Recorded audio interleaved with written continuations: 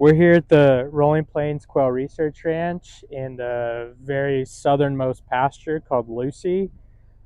When the ranch was purchased, this was enrolled in CRP, so Cropland Reserve Program. And CRP is aimed at turning cropland into permanent grass to help with soil erosion. In the early stages of CRP, they planted a lot of introduced grass species like klein and Wilman and some old world bluestem species. And over the years, using our telemetry data and our call count and our trapping, we noticed that birds were not using this pasture.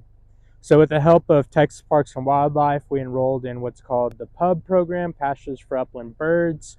And we came in here and burned it, we grazed it, and we sprayed multiple rounds of herbicide, Roundup or some sort of glyphosate. We sprayed it 3 times over the summer, and then now we're in a stage where we're using Texas Parks and Wildlife drill and reseeding it with native grasses and native forbs. We hope that with this restoration, we'll start seeing birds utilize this space more frequently.